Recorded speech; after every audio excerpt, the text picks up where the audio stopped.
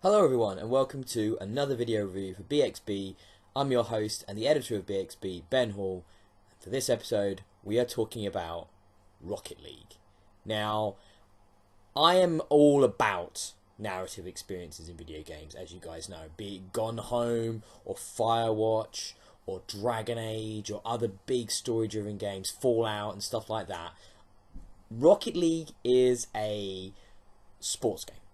And it's a crazy sports game. It came out a few months ago on PlayStation 4, and it's finally come to Xbox One.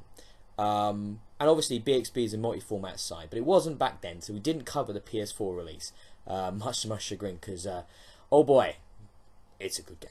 So let's, without further ado, switch over to some footage of the game and really start to talk in depth about the experiences I've had with Rocket League. Rocket League is a simple idea. It's a sort of take on soccer in which you drive cars around an arena in either 1v1, 2v2, 3v3 or 4v4 matches, and your goal is put the ball in your opponent's goal. Simple. How can you not understand that? Developed by a small group of people called Psyonix and brought to the PlayStation 4 and PC in the summer of last year in July. It's finally come out on Xbox One, and as I mentioned, that's what I'm reviewing today. Though from what I can tell, the differences between this and the PlayStation version are negligible, if any at all. It runs buttery smooth, except for some maybe connection issues based on your internet situation and the ping rates of your other opponents. As you'd expect in a multiplayer game, the game, I think, runs brilliantly. The controls are simple. You drive your car around, but there is a hidden depth to it that's very impressive. Basically, you can play Rocket League on a few different levels. You can play it like the beginner, like I was playing the other day with people online, where you've just jumped into the game, you're all rushing the ball, you're all diving in, as you can see in these videos, trying to hit it, and more often than not missing. And then slowly over time, as you start to get used to the physics, as you start to get more used to how the cars control on the pitch, you start to play differently. You start to think more strategically, you hang back more, you pick your moments and your chances to go in for the ball, rather than just rushing it continuously. And then I've also looked up some videos of the advanced levels of play. One of the mechanics in Rocket League is a boost, and it becomes incredibly important the more you play the game. The more you realise how important it is to time those boosts, and then when you get really good, use the boost to fly. I've seen some amazing things done in Rocket League with these boost powers. Basically, players hardly touching the floor, flying around the arenas, scoring goals that seem almost impossible. But it's really kind of encouraging to see when you play a game like this, an e-sport type game, and you get into it and you realise that this game is the same as the game that professional players play, and you could get that good, and you can see the genius, you can see what needs to be done. It's just executing it that's the difficult part, and that's the beauty of it.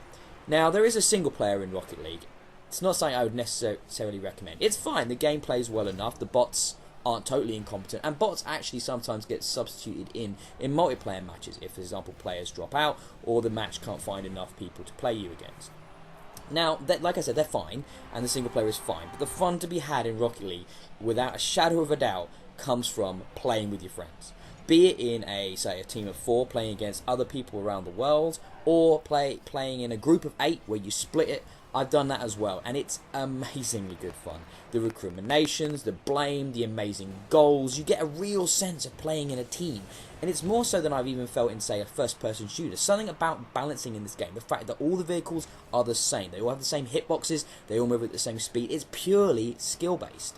So when somebody does something impressive, you know just how impressive that is, and you can respect them for it, and you tell them that vocally and gleefully, and man, the amount of cries out of shock, of delight, of absolute appalling defense, everything you can imagine has happened in Rocket League when I've been playing it, and I'm not going to stop playing it. It's the kind of game you can pick up, jump in, play with your friends, by yourself, whenever. You just got 5 minutes. That's all you need for a game of Rocket League. It's quick, it's immediate, it's exciting, it's compelling. It's one of the best games I've ever played when it comes to a competitive multiplayer experience. I absolutely adore Rocket League, and the only thing I can fault for it is that when you play by yourself, it's just not as much fun. The mechanics may be the same, but the experience just isn't quite that much fun. But there is so little to fault. I want to keep playing this game, and I want to keep getting better. I'm never going to be pro level because I can't dedicate that much time to playing it, but I want to, I want to be that good. I want to be, the Ryan Giggs of Rocket League. That shows my poor lack of knowledge of footballers because, frankly, he's the only one I can remember. But yeah, I can't recommend this enough. The $15.99 entry fee on I think it's on both PlayStation and Xbox and probably PC, is well worth your money, and the game is well worth your time. Rocket League is one of those games where, as I'm sat here telling you about it, I just want to play it. I want to jump in, I want to match with some randoms, or play some single player, or get online with some friends, and just put more time into the game.